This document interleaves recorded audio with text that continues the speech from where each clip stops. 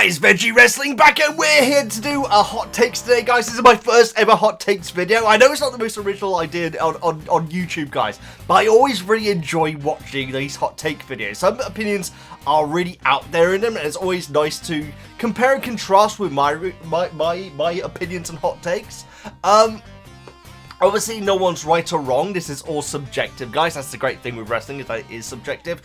Your favorite wrestler may be someone who's completely different from my favorite wrestler. The kind of wrestling that you like may be completely different from the kind of wrestling that I like. And so it's going to be very interesting to read your comments on it. And so the way that we've done it this time is I posted an announcement video for it. Here it is, with my stupid face there.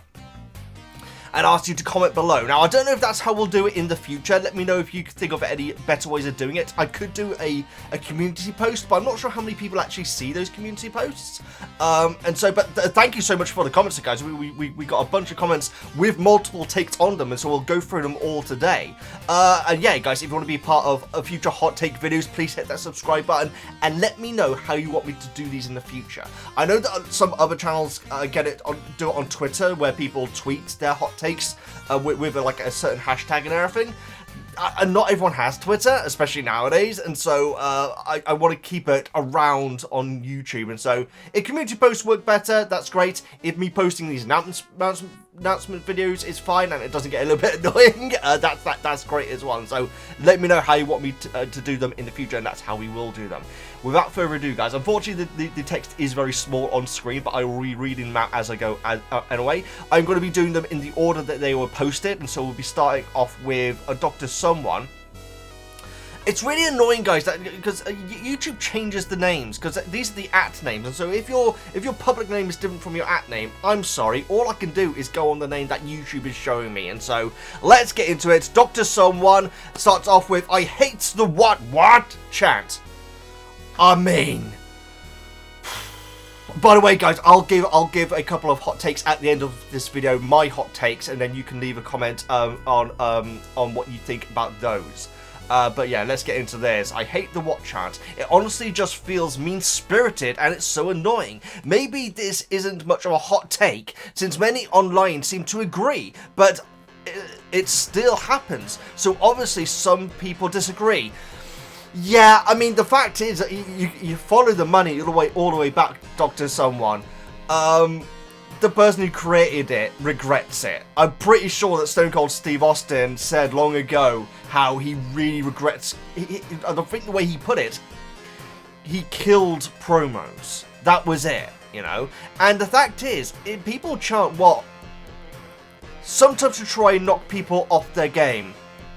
I remember Finn Balor getting seemingly actually flustered by the "whoa" chants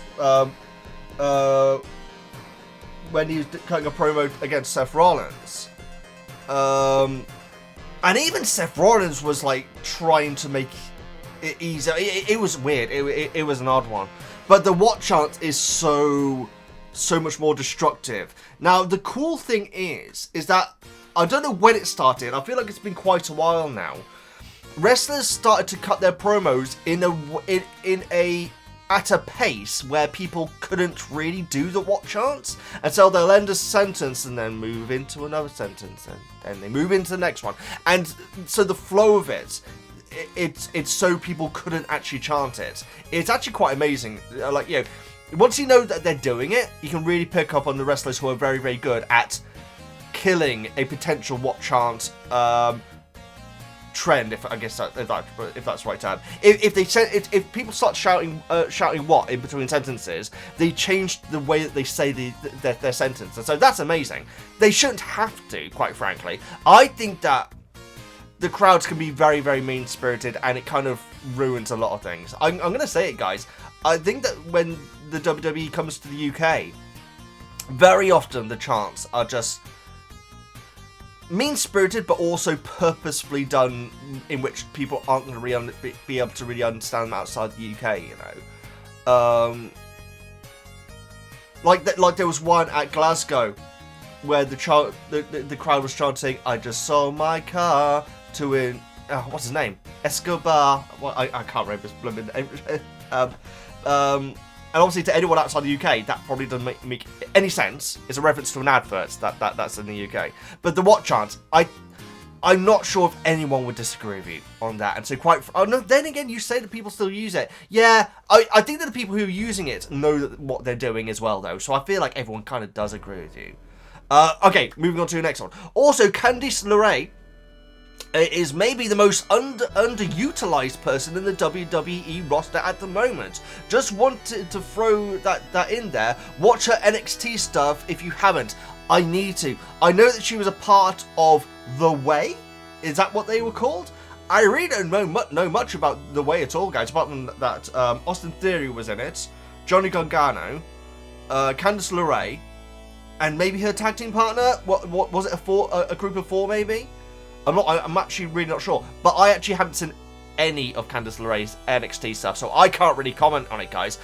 I feel like, because she's called like the something Pixie, isn't she? I'm sure that isn't doing her a world of good either. But I remember they teased her going heel a little while ago, didn't they? Maybe that's what she's better at. You know what? I need to watch more NXT. If you've got any NXT stuff which you think I should check out, guys, and then give my thoughts on, maybe the next NXT pay-per-view I can watch it with basically zero. I know that that Trick, Trick Williams. There we go. That's his name. Is in it.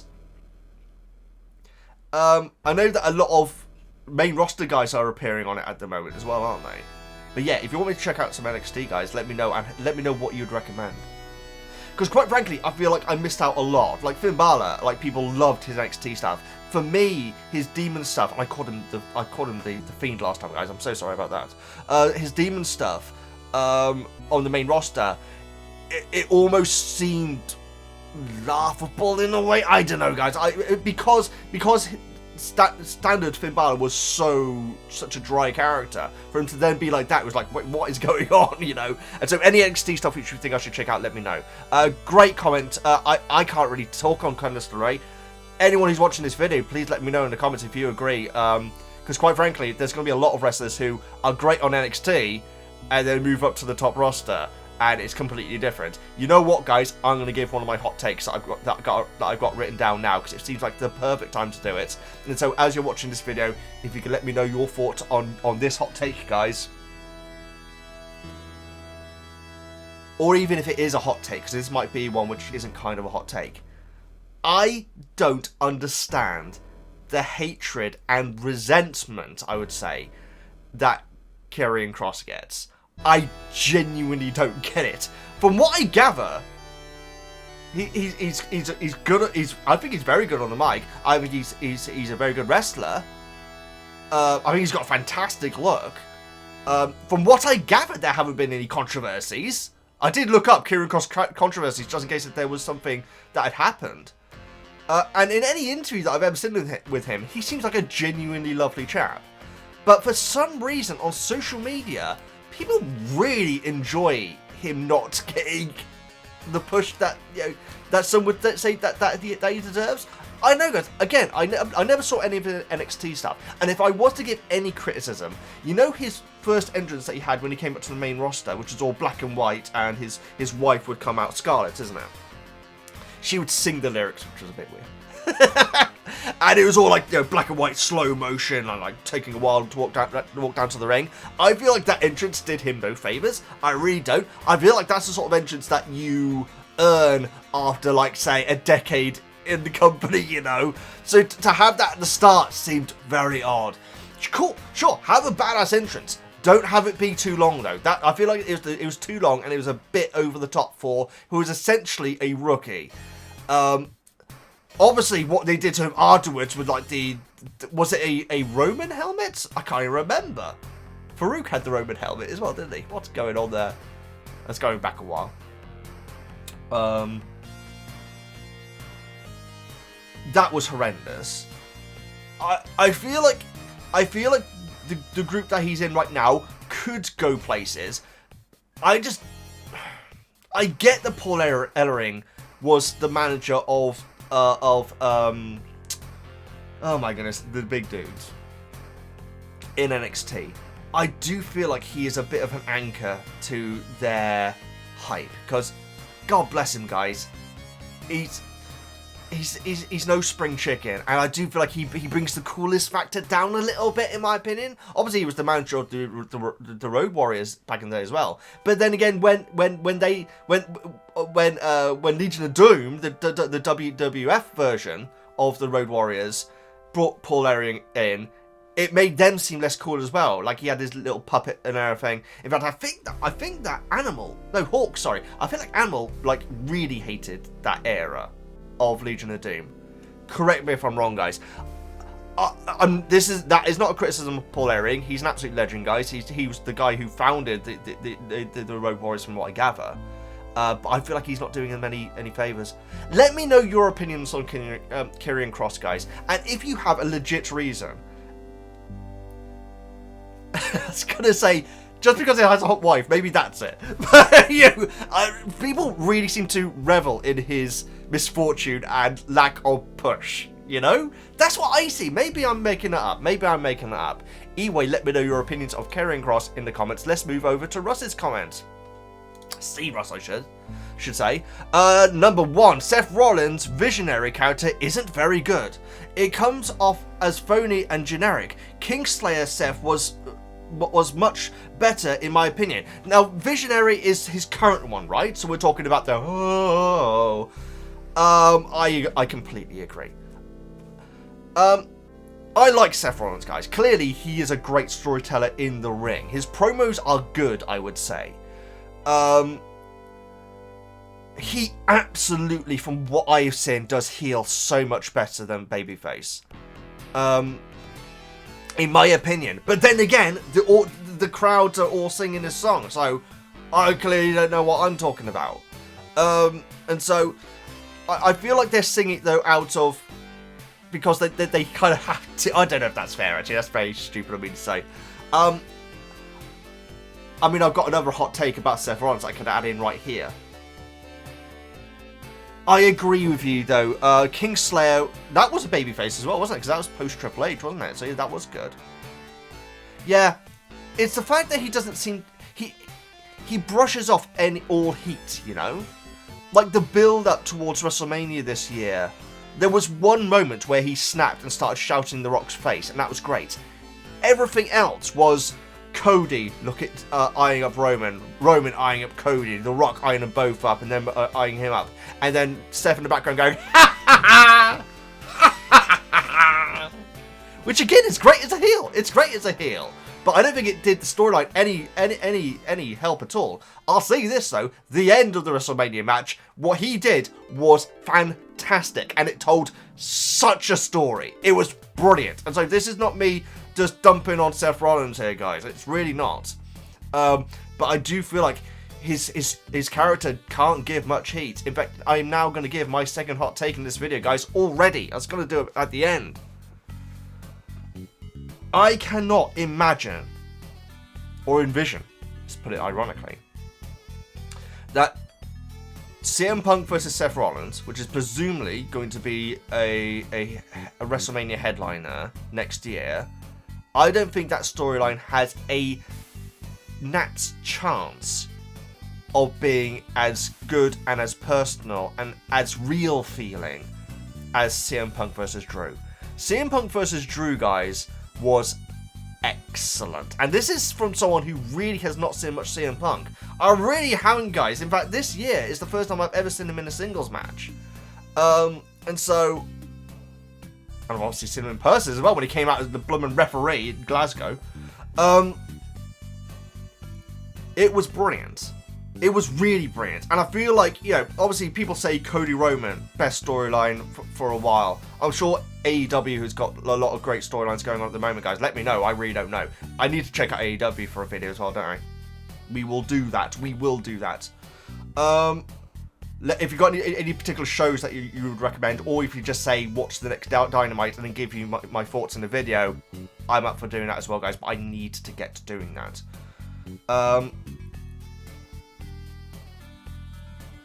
But either way, Drew versus CM Punk, it was so good, and both of them worked so well together. There was a time where Drew was losing over and over and over again, But he has now ascended to the point where losing doesn't damage him, and that is a golden place to be, guys. He's such a utility player now.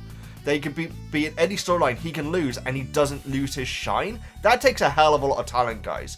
And so he was losing, but then suddenly he came back big against CM Punk, and it just got so personal. At first, they were both smirking and laughing in each other's face. At the end, they were deadly serious. At the end, when you know, the promo that they cut each other in the cell with all these security guards, which didn't end up being a brawl, which is weird. I think it did. That's odd. You only get 6 security guards out there when they're about to get their butts kicked, generally. And so I think that Seth Rollins does have it in him. I feel like this visionary character, if that is indeed what it is called, it is impossible. I just prove me wrong. Obviously, I shouldn't be saying that on a wrestling video, but prove me wrong. Seriously, I hope that Seth Rollins versus CM Punk blows Drew's storyline out of the water. I just can't see it happening. That's my second hot take, guys. Let me know your opinion in the comments. This is going to be a chunky video because we're already 16 minutes in. But that's fine. No, that's fine. We're reading your comments. Okay, next. Number 2. Okay, interesting. Samantha Irvin is not yet one of the best ring announcers ever. Tony Chimel, Justin Roberts, Howard Finkel, Lillian Garcia, and Bruce Puffer all eclipse her easily. She's good, but not that great. Okay, so I do disagree. I think I can see where you're coming from. So, see, Russ, let me know if I've got this take right or not. There is a lot of love for her right now. A lot, as in people are putting her on a pedestal. I personally think that she kind of deserves it, but it is a lot of praise. Now, if I was to have a WrestleMania match, I know it's fairly unlikely. Who would I want to be my ring announcer? Howard Finkel. Now, I don't know if that's out of nostalgia, but Howard Finkel, his voice is so good, guys. It's such... I freaking love him. Lillian Garcia, I think, is massively underrated. But that could have been because of the era that I got into wrestling. Oh, God, guys. Have you seen the botch where she gets knocked off the ring? It's horrible. Oh, it's horrible, guys. Charlie Haas. Entrance. You should be able to find it on YouTube if you want to. Oh, it's horrible, guys. Charlie Haas, comes down to the ring. Lillian Garcia's just announced him. He comes into the ring and, runs to bounce off the ropes and everything. Bumps into Lillian, or at least the rope springs her off the... She's on the other side of the ropes, I should say. She gets sprung off the ring and falls down and injures her ankle, I think fairly badly. And Charlie Haas, his face is clearly, he's all ready to go and everything. You can see his face is like, oh okay, something's just happened there. And his music's playing, and all you can hear just underneath the music is, It's horrible, guys. Bless her. Unfortunately, when I think of Lillian Garcia now, that is the first thing that I think of. But yeah, she was in agony. It's horrible. Don't watch it. But if you want to, you should be able to find it. God bless her. So I think she's brilliant. And the thing is, you know what it is? Lillian Garcia and Howard Finkel, their voices are iconic with wrestling, and it's their voice that's getting them over. Samantha Irvin's performance is what's putting her over, because she is going big. I mean, really big, you know. I really enjoy it. In fact, when I realised that she was at Glasgow, I actually got, yeah, sorry, Samantha Irvin's here. I genuinely did. But I feel like the pedestal that she's been put on might be resentful, and people may feel a little bit resentful for it, and maybe it's because her legacy hasn't been completed yet because she's still relatively new to it. Very interesting. So I do disagree with that, Russ, Russ, but I think I do get your thinking. Bruce Buffer, I mean, obviously he was better known for boxing, and he was expensive in WCW. Like, he was getting paid stupid money, and he would regularly say the names wrong. And so when it comes to Bret the Hitman Clark was a famous one. They said once. You know, a decade into Bret Hart being a wrestler, you know, or at least being a very, very, very prominent, well-known wrestler. And so obviously Bruce Buffer's boxing career, that he'll probably always be known as the most iconic ring announcer. Obviously he copyrighted a term which I probably can't say. he copyrighted Let's Get Road to Rumble. Had a great video game. Oh, that was great. That was awesome. Who did I always play as? I feel like I was the Italian guy. That was a great boxing game, guys. That was a lot of fun. They should make a new one of those. Obviously, paying Bruce Buffer through the nose, though. Yeah, so I wouldn't put him up there as a wrestling announcer, but as an iconic announcer, he probably outshadows everyone, because everyone's heard Let's Get Ready to Rumble, let's face it. Not the song by PJ and Duncan. That's a reference for a certain age group in a certain country. Right. Number 3, John Cena is not near as good at cutting promos as people like to act. They are boring, generic, and very cliche. Very interesting. Now, I do enjoy a good John Cena promo, guys. You know what it is when he comes out as a surprise? He's really good at getting the audience ultra hyped up and everything. One thing I genuinely don't like about his promos, though, is that they seem to actually damage the people that he's wrestling against. Now, to be fair, you could say that about The Rock as well. But I mean, we don't see it as much anymore. But like a few years ago, the classic example, guys, is when Roman Reigns choked and he lost his line and he didn't know where he was, and Cena was standing there like looking like this, like, it's called a promo, champ. You're gonna have to do it if you want to be the top guy.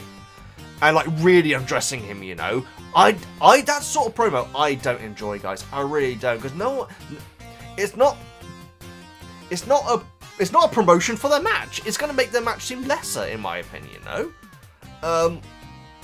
So when it comes to his promos, I certainly don't think that John Cena's promos are world beating. So I think I do agree with you on that one.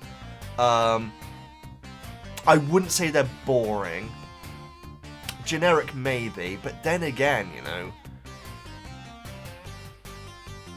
you could say that about a lot of other wrestlers. I feel like I do agree with you, though. I do agree with you. If you disagree, let me know in the comments, guys. Number 4. The Miz has been the best and most reliable heel in the business for the last 15 years. Reliable, definitely, because he's only been injured once and is in that stupid zombie storyline, wasn't it? I believe that's correct. I think that's the only time he's had to miss work, I think. He's brilliant. The Miz is great. And what he's really good at is putting over the babyface whilst dressing down as well, you know. He is good. I'm so glad he's back to being heel now. I don't mind babyface Miz, but it always feels like it's, okay, when's this going to end? And it blooming did, didn't it? The most reliable heel in business for the last 15 years. Who would you compare it to? Triple H, but he's not a heel anymore, obviously. I mean, Triple H is one of the greatest heels of all time, in my opinion, guys. He just is. He's so good at making other people look good, you know? In the ring, on promos. Sometimes, obviously, sometimes he's literally the opposite. But you watch old promos where it's Rock, Stone Cold. There's a brilliant one with William Regal, guys. I would highly recommend looking up William Regal promo against Triple H. I don't know what the video's called, but if you type that in, you'll probably come up with it. Where Triple H is calling out Eugene. A character which I think is... Let's not get into that. I think it's just... Yeah, let's not get into that. And William Regal comes out and cuts this babyface promo on Triple H, which is so good. It is so good. And Triple H, in his face, just puts over brilliantly. And so when Triple H wants to put someone over, I think he's actually the best at it, guys. Sometimes he doesn't want to put people over, though. That's the problem. So when it comes to The Miz, I don't think we've ever had The Miz purposefully sandbag people. So yeah, for the last 15 years, I would struggle to think of someone who... You used the word reliable. That's The Miz. I think you're right. If you can think of anyone else, guys, let me know in the comments. I guess some people would say Wyatt. I don't know that much about Wyatt. Okay. Despite the fact I dress like him, I've got the same hat anyway. Right, so, number 5. The first Hell in a Cell match with HBK and versus Undertaker is actually better match than the Hell in a Cell with the Undertaker and Mankind. I'll continue reading your comments. The Cell versus Mankind is more chaotic, but the Cell versus the Cell versus Mankind is more chaotic, but the Cell versus HBK was an excellent match as far as storytelling goes. I don't think there's any disagreeing with that. I really don't. I'll continue reading. Undertaker and Shawn are maybe the two best or best, and you add the debut of Kane. I should interject right now, guys. I'm dyslexic. That's why I struggle with reading sometimes. I'm so sorry. One of the best stories ever told in wrestling is certainly one of the most iconic moments. That's gotta be Kane! One of the greatest calls of all time. Granted, the Mankind match has one of the greatest calls of all time as well, because I genuinely was surprised. My God, they killed him. So the HBK Undertaker Hell in a Cell is not only still the best cell match in history, in my opinion, but also one of the best matches in wrestling history. I'd be interested to know what you think about the Drew CM Punk match, Russ, because that was amazing as well. We are comparing HBK Undertaker versus Mankind Undertaker Hell in a Cell matches, I think there is very little argument to say. It's very little argument against saying HBK versus Undertaker is a better match. Now, Spotfest is a term which is usually derogatory, guys. The Mankind Undertaker Hell in a Cell is the best Spotfest. I guess you could argue the early TLC matches, tables, ladders, and chairs, I should say, with the Hardys, Edge and Christian, and the Dudleys. What a rivalry. My God, guys. My God. Wish tag team wrestling had such good rivalries right now. Maybe it does. Maybe it does in AEW. Let me know. If I wanted to get someone into wrestling... Now, this is interesting. If I wanted to get someone into wrestling and I could only choose between... okay. If I could only choose any cell match, let's say, it would be Undertaker Mankind. Yeah, I think it would, guys, because it's like this is what wrestling can be. Undertaker HBK is absolutely storytelling. Undertaker vs Mankind is Sadist vs Masochist. That's the match. Undertaker vs HBK, the cell was designed and made and brought into it because HBK kept on running away or having outside interference. And so it absolutely is the lifeblood of the cell. That's the whole point, because HBK kept on running away, I believe. Correct me if I'm wrong. So he was stuck in there with Undertaker. It's a longer match. It's a better match. If you boil down what a match is, storytelling, moves, drama, it blows the other cell match out of the water. But if I wanted to introduce someone to wrestling, Undertaker vs Mankind in a Hell in a Cell match is probably where I would do it, you know? Because even Mankind was saying that their story arc between Undertaker and him had really fizzled out at that point. And so the way he puts it is that they're not going to have a great match, but they're going to make the audience think that they are having a great match. That's the way that Mick Foley describes that Hell in a Cell. So I agree with you, see Russ. I need to watch the Bad Blood, the original Bad Blood, I should say, Hell in a Cell match again, because it's been a while. I watch the Mankind one regularly, so there's that as well. But as far as it goes as a match, I agree with you. We are half an hour into this video, guys. Oh my goodness. If you've got this far, thank you. I really, really appreciate it. And hit the subscribe button as well. Be one of the first 100 subscribers, guys. Thank you very much if you do. CD Mello. I just came from outside. Check the weather for a storm, because Veggie made a 2-minute video, which I did think you had it in you, man. Props. So thank you, CD. Now, that is a reference to the fact that whenever I try to make short videos, they always end up being really long. Now, the fact is, I knew this was going to be a longer video. I knew this was going to be the longest video on the channel. But, you know, it's often where I think, okay, I'm going to make a couple of minute video just announcing something, and then it ends up being 20 minutes, you know. That's me, guys. I can't shut myself up, seriously. If you've got any tips on how to shut me up, please, please, please let me know. I need it. Thank you, CJ. That's very funny. Anyway, I'm not a big rock fan. I saw this one come in. I'm not a big rock fan. I was first introduced to The Rock during the Cena feud, which wasn't his heyday, which might be why. The character seems a little too over the top, and recently, the Cody Rhodes stuff didn't exactly ingratiate the character to me, especially with how it was done. With The Rock looking to replace Cody against Roman, I think it turned for the better. But the fact that it almost took Cody's spot didn't sit well with me. The way they did it was horrendous, CD. Like Cody saying, I'm going to have my title shot, but not at WrestleMania because I'm going to give it to this guy. And then The Rock's music hits, guys. And The Rock's music hit could play out at a funeral, and everyone would be hyped. I think The Rock is brilliant. I really, really do. When you say that he's over the top, he is from an era where being over the top was absolutely key. He came in at the very, very start of the Attitude Era, guys, and all the personalities were very, very over the top. And he managed to get to the top of that by just wearing shades, raising an eyebrow. That's cool, guys. The fact you had all these over-the-top characters, and he was able to really limit his character, but cut those freaking lightning promos with that deep old voice and that aura is the term which people use nowadays, isn't it? That aura that he has. I got into wrestling when he was absolutely at the top of his game. I personally like him as a babyface rather than a heel. I know that's fairly controversial as well. I know a lot of people prefer his heel work.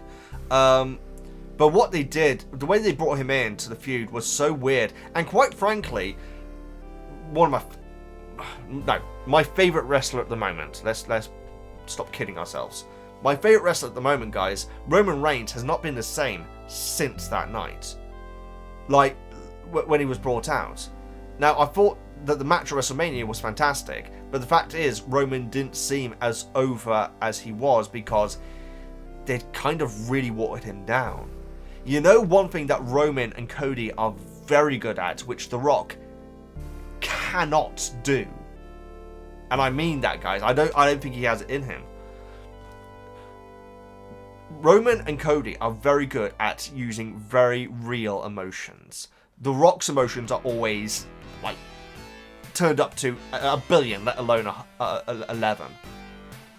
So the more subtle sides of the storyline, I do think, like, he kind of watered down. There was an amazing moment where, this was the moment where I realised and I love The Rock, guys. I think he's absolutely one of the most important wrestlers in history, definitely. As in top 5, at least, in my opinion. One moment with the build-up to this WrestleMania, it really made me think, if this was vice versa, The Rock couldn't do this. It was a moment between The Rock and Roman Reigns. And typically, despite Roman was the champion, Rock was basically talking in the ring for like 15 minutes. With Roman really just pacing and, like, you know, nodding, and that was really it in the background. But then at the end, and you all saw this, guys, I'm making out as if you didn't. When The Rock goes to, like, you know, raise the finger or end the segment and everything, Roman, like, grabs his hand and takes the mic and, like, says, "I just need something from you. I need you to acknowledge me." The way he delivered that line, guys, is art. The deep-seated anger in it, but also the exposure of it, and, like, the emotion and the vulnerability in it was brilliant. The Rock can't do that in a promo. Cody can do it. Sure, he cries a lot, guys. I don't mind it. I think it's actually really endearing. I really, really do. I know that some people can't stand it. I find it endearing. But the subtlety of that line made me really think. Rock, Stone Cold, Triple H, Mankind that's added in there, Undertaker, their stuff was so good back in the day, guys. It was so good. Like, yeah, I'm gonna, shove my foot 10 foot up your ass and all that sort of stuff, because Stone Cold said so, I am the game, all these legendary lines and everything. There is no way that any of those wrestlers, and I love them all, I love the characters all. There is no way. I'm going to add Flair and Hulk Hogan to it as well, guys. There is no way that any of those guys could say a line like that in a way that Roman did, and it means so much. Because it meant so much for Roman's character. That was the moment where I thought, wrestling promos have really evolved past what The Rock was best known for, and I don't think that he could do what Roman and Cody do in promos against each other. And it's beautiful. I think it's fantastic. So, in this weird sense, I do agree with you to an extent. Which is weird, guys, because I freaking love The Rock. I love... Oh, man, guys. Because when I first got into wrestling, he was the guy, because Stone Cold was injured. And so, the first pay-per-view I ever watched was Royal Rumble 2000. Let me know what your first pay-per-view you ever watched, guys. I'd love to know that. Royal Rumble 2000. And he was saying, I'm gonna win the Royal Rumble. And then he comes out and blooming wins it, guys. So good, so good. But you add him into a storyline where two people are doing so well at their emotional promos, and then have Seth Rollins going ha ha ha ha in the background as well. I kind of agree with you. You don't see him as a big deal. You're not a big fan of him. You're not a big fan of The Rock. That's fine. That's fine to not be a big fan of him. You're not, and the thing is, you're not saying he is a bad wrestler, or his promos suck, or people are wrong to think anything. You're absolutely fine to have it. So I agree with you. I agree with you that you're not a big fan of him, and I can see it. So yeah, I do agree with you. I can't see John Cena. Shut up. Shut up. Right. Sorry, guys. Right. Very interesting discussion there, guys. That was I very enjoyed that. That was great. That line, guys. You think about what it means for Roman to actually basically bear himself like that. I thought it was amazing. Right. And also a massive Roman Reigns mark, if you can't frickin' tell. Anyway, this is a long video, right? We might actually hit an hour, which is insane. Okay, moving on. Maybe I should split this into two. No, we won't. We will push through, but maybe in the future we will do. We'll split them into like a certain amount of questions. Right. Also, I'm not too sure how true this is, but I have heard it from multiple sources. This is interesting. Apparently, The Rock has a clause in his film contract that states he cannot lose a fight in a movie, which is honestly a little cringe and makes me not like the character even more. You know what? That sounds like a gimmick. That sounds like the sort of... I'm not saying this is the case, but if I wanted people to really hate The Rock in the storyline against Cody, and like he's the final boss, and like he's like, this person who has undeniable control over everything, and if he's going to be in a movie, he's got it in his contract that he's not going to lose a single match. That feels like a gimmick, And so the resentment that you have against him there, I feel like is actually working in quite a good way, maybe. Although, to be fair, you say cringe, and so that's not really ideal. I mean, people had to lose fights, guys. That's how we do storytelling. I don't want to spoil everything, guys, but if you haven't seen Rocky, go and watch Rocky. It's so good, guys. It'll be very different than what you're expecting, possibly, if you haven't seen Rocky before. If you have, it'll be exactly what you're expecting. What am I talking about? Very interesting. I haven't heard that, so I can't really speculate, but to me, that it almost makes kayfabe sense, I know there's there's the person and the character, but we're still going with The Rock. Person and the character, but The Rock character is so tied to his persona, and with his current position, he has a lot of influence over what his character is and what he will do. That I don't see too much difference between Dwayne and The Rock. Well, that back in the Attitude Era, and obviously before, the era where his family was wrestling, that was absolutely it, guys. If you had a gimmick, you were that gimmick, and you held it up like all the time. If you're in public and if you're seen with a wrestler that you're not meant to like, this is before the curtain call, guys. Obviously, that was an absolute disgrace, guys. If someone comes up to up to you in a pub, and if you're a heel, and they start messing with you, you not only have to fight them, you also have to win, or your job is screwed. And so he's from an era where you really are your gimmick. And so yeah, The Rock's gimmick is basically him turned up to 11. Absolutely. Same as Stone Cold. Whereas wrestlers nowadays, will actually be on interviews and like say, oh yeah, when I'm in character, and like actually say something, which back in the day you wouldn't have anyone do that. And so yeah, I can see that.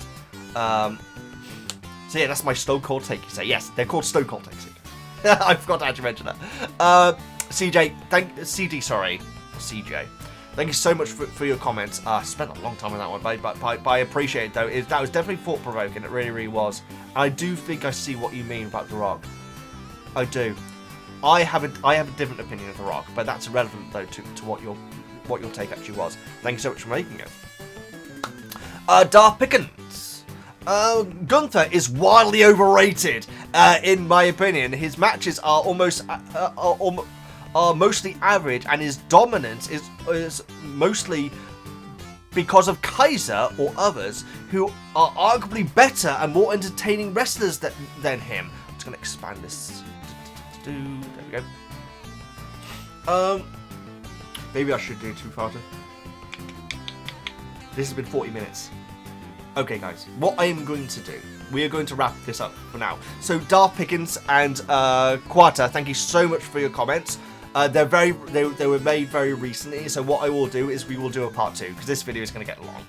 I mean, like, going over 45 minutes would be a mistake, guys. And so, if you see this video, and there hasn't been another one, add your comments to this video. Okay, this makes no sense. If you're watching this video, the one which I'm speaking in right now, and there isn't a newer Hot Takes video out, a part 2 I should say, you still have plenty of time to add your comment to this video, and get it read out in the video, guys. This was my fault entirely, guys. This was my fault entirely. I spoke for way too long on some of them, but this is what I'm talking about. I can't keep my video short. I talk for so long, it's agonizing. But we got some interesting topics though, guys. Going for being wildly overrated, I definitely have a lot to talk about on that. We also got Quater's the White Six should have gone after Judgment Day next. I've definitely got my opinions on the White Six, guys, and I'll be very interested to see your opinions on that. But it seems like next time with Gunther being in the first question, there might be fireworks next hot take video, guys. Should I give you a preview of it? Kind of. There's definitely a lot more context to it, so to watch the video before you have a go at me. Hot takes, guys. That's the whole idea. I kind of agree with Darth Pickens, but to find out why, here we go. Find out next time on the Veggie Wrestling channel, guys. Yes, to find out my opinion on Gunther. I think he's in the right place right now. I really do. I do have opinions about him which might be different than others, but it sounds like it might be similar, possibly similar to Darth Pickens. So to find out more about that. And you know what, guys? You let me know your thoughts on Gunther, and it's very possible that I might think, you know what? That's actually a good point. That's another aspect of these videos which I'm really going to be looking forward to doing, because, I'm always open to others' opinions and to shift mine around accordingly, if I do read something which I agree with. Yeah, so let me know, guys. But yeah, that's going to be a firework one. Until next time, guys. Like I say, you still do have time to add your comments to this video if you want to get your hot takes read out with Quarters and Darth Pickens. But until next time, guys, please subscribe, all the good stuff. I'm OVERRATED, and I'll see you next time.